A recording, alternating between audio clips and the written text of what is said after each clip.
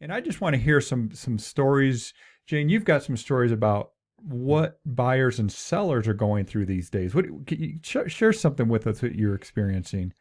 Thank you. And So and go hold on, ahead. I got to cue it up. I always do that to Tracy. It's like Great. I go, okay, wait, but let me cue it up.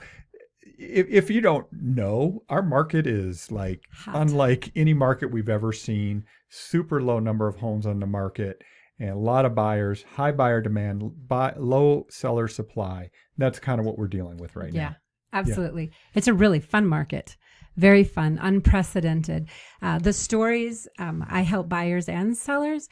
And the thing that is most noteworthy to me is I talk with people who want to sell. Usually, the first time I sit down and meet with them, they're jaw dropped when I tell them it's not a matter of if your house is going to sell, it's a matter of when and how much we're going to get for it. And that's Mhm. amazing. And it's crazy to be talking like that because I started in 2008, 2009, and we all know what that was like. So that's been really amazing to be able to help sellers finally get what their houses, maybe they paid for them back in 2006, and maybe even a little bit more. Oh, Just definitely amazing. more. I mean, unless they just let it go away, then they definitely are getting more than even the top of the market in '06. And Tego so knows. what are you doing? Like you're listing a home and you're getting multiple offers, right? Well, we can't give away all our secrets, but we're very, very thoughtful. Again, it's going to sell. You know, you have to really have a really bad property for it not to sell right now. It's going to sell. But we're doing very strategic things. I always say that we get this, I won't give away. We get Cinderella ready for the ball. Right? If Cinderella went to the ball with ashes and sackcloth or whatever, she wouldn't have gotten picked by the prince. She might have gotten picked by the housekeeping staff, Well, she might right? have gotten picked, but she probably wouldn't got Top dollar. That's top what I mean. dollar. I know. I We're know not. the analogy gets That's a sticky, little but weird analogy, but I use it anyway, all the yeah, time yeah. because you can throw anything at the market. But it's really important to be very intentional about how you prepare the house and then how we market it. We've got a lot of things that we do that really help everyone have an equal advantage of bidding on the property So when it that's on the hits the seller side. market. We'll talk about the buyer, but Damon, I want to Yeah. hear about property management, what you guys are seeing. Again, I know I rented one of the homes we own here a month or so ago, and I mean, it was my phone just blew up. Rented it out. I mean, like people that wanted to rent it. I had literally people on the phone crying, begging me to rent them Same. the home because they couldn't find anything. Are you seeing the same thing? We are seeing the exact same thing. We're seeing our nicer properties are rents are increasing, and we're getting you know multiple phone calls that within minutes of the time we post them, before they're even vacated yet. Mhm. Wow.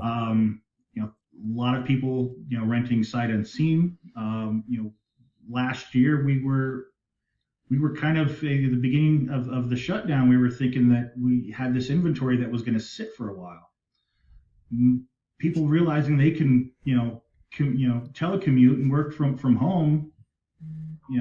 They can come to our beautiful city. Yep. Cost of living is so much cheaper. Right.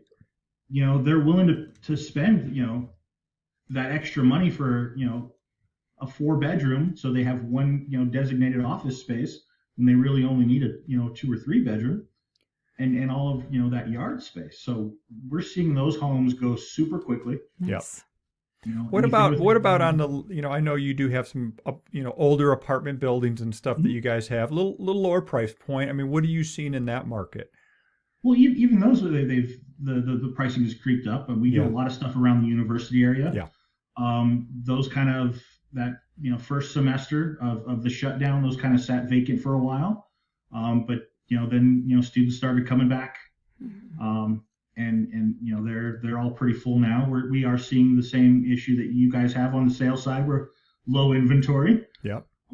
and so people are jumping on what they see as soon as it gets online. Yeah. Yeah. Just curious, how many properties do you have in your portfolio that you help people with?